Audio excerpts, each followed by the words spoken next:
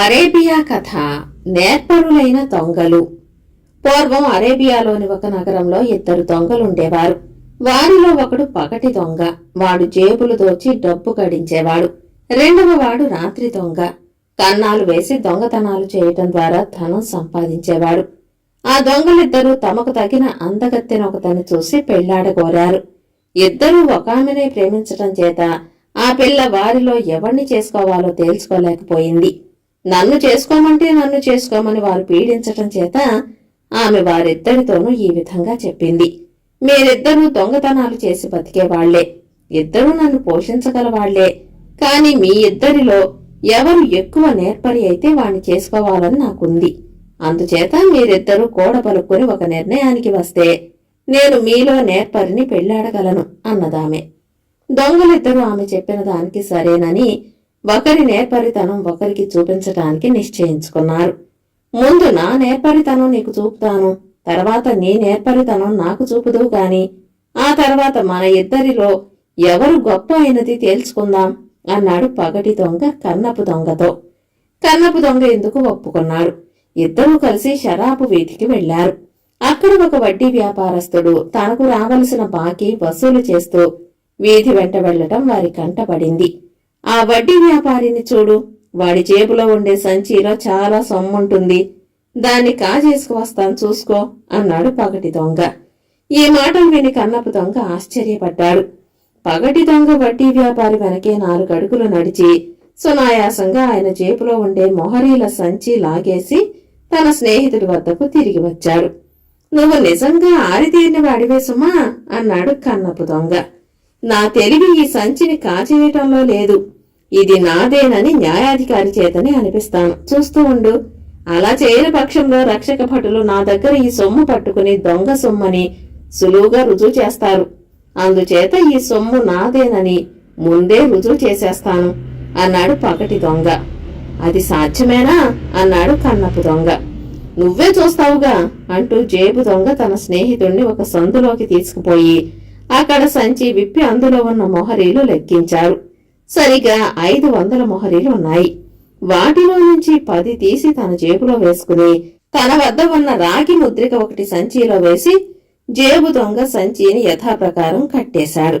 తర్వాత అతను మళ్లీ షరాబు వీధిలోకి వచ్చి వడ్డీ వ్యాపారి వెనకగా కొంత దూరం వెళ్లి ఆ సంచిని తిరిగి ఉపాయంగా ఆయన జేబులో వేసేశాడు. ఈ పాటికి వడ్డీ వ్యాపారి తన దుకాణం దగ్గరికి వచ్చి లోపలకు పోబోతున్నాడు.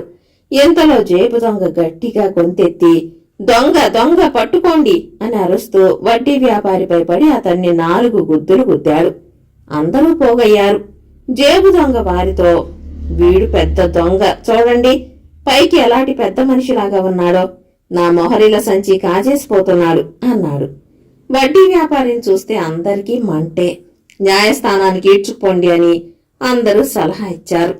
జేబు దొంగ వడ్డీ వ్యాపారిని రెక్క పట్టుకుని న్యాయస్థానానికి లాక్కుపోయి న్యాయాధికారితో, అయ్యా, ఈ ముసలివాడు నా మొహరీల సంచి కాజేశాడు, తమను నాకు న్యాయం చేయించాలి అని విన్నవించుకున్నాడు.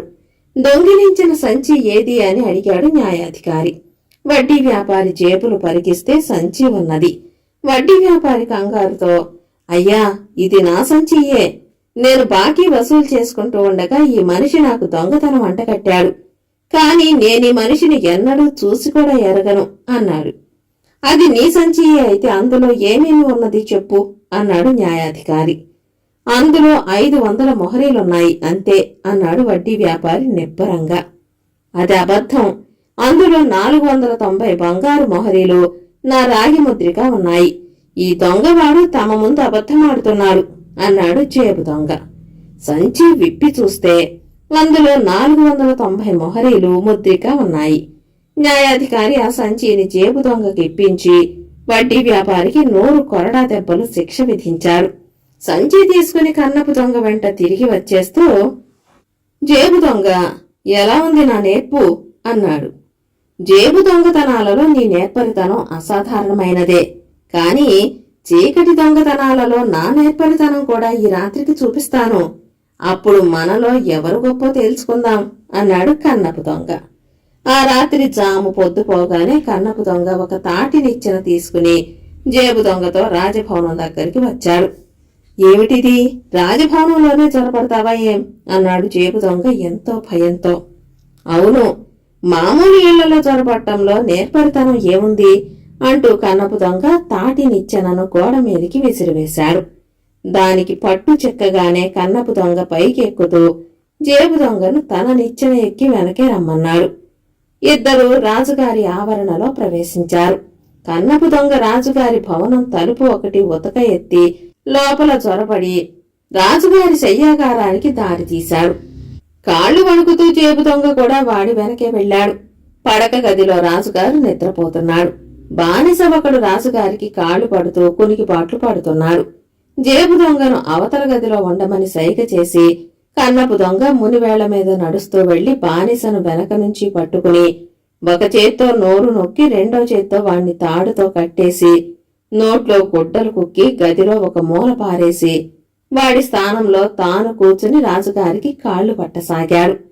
అతను కావాలని రాజుగారి కాళ్లు గట్టిగా పట్టడంతో రాజుగారికి నిద్రాభంగమయ్యింది. కన్నపు దొంగ చిన్న గొంతుతో, ఏలిన వారికి మెలకువ వచ్చినట్టుంది, చిన్న కథ చెబుతాను ఆలకించండి. అనగనగా ఒక నగరం. దాన్ని ఒక రాజుగారు పాలిస్తున్నారు. ఆ నగరంలో ఒక జేబు దొంగ, ఒక కన్నపు దొంగ ఉన్నారు. వారిద్దరిలో ఎవరు ఎక్కువ నేర్పరి అని సమస్య వచ్చింది. ముందుగా జేబు దొంగ తన నేర్పరితనాన్ని ప్రదర్శించటానికి తన స్నేహితుణ్ణి షరాబు బజారుకు తీసుకుపోయాడు అంటూ జరిగిన కథ యావత్తూ చెప్పాడు. ఆఖరుకు తాను రాజుగారి శయ్యామందిరంలో ప్రవేశించి బానిసను కట్టి అవతల పెట్టి వాడి స్థానం ఆక్రమించుకోవటం దాకా చెప్పి, మహారాజా, తమరే చెప్పండి, ఈ ఇద్దరిలో ఎవరు ఎక్కువ నేర్పరి, జేబు దొంగ, కన్నపు దొంగ అని అడిగాడు. ఇదంతా కథే కాబోలుననుకుని రాజుగారు నిశ్చయంగా కన్నపు దొంగే నేర్పరి అన్నాడు. ఈ మాటలు అవతల ఉండే జేబు దొంగకు కూడా వినిపించాయి. తిరిగి రాజుగారికి నిద్ర పట్టిందాకా కాళ్లు పిసికి కన్నపు దొంగ తన స్నేహితుడితో సహా రాజభవనం నుంచి తిరిగి వచ్చేశాడు. మర్నాడు ఉదయమే రాజుగారు నిద్రలేచి తన బానిస కట్టిపడేసి ఉండటం చూసి తాను రాత్రి విన్నది కథ కాదని, తనకా కథ చెప్పినవాడు కన్నపు దొంగేనని గ్రహించి వాడి తెలివితేటలకు ముచ్చటపడ్డాడు. తర్వాత ఆయన ఒక చాటింపు వేయించి కిందటి రాత్రి తన పడక గదిలో చొరబడిన దొంగ బయటపడినట్టయితే వాడికి కొలువిస్తానన్నాడు. ఆ చాటింపు విని కన్నపు దొంగ రాజుగారి దర్శనం చేసుకున్నాడు. అన్న ప్రకారం రాజుగారు వాడికి తన కొలువులో మంచి ఉద్యోగం ఇచ్చారు. కన్నపు దొంగ నేర్పరితనం గొప్పదని రాజుగారే స్వయంగా తీర్పు చెప్పడం తన చెవులతో విన్నాడు గనుక జేబు దొంగ కాదనలేదు. అందుచేత వారు ప్రేమించిన పిల్ల కన్నపు దొంగనే పెళ్లాడి గొప్ప ఉద్యోగి భార్య అయ్యింది. కథ కంచికి మనమింటికి.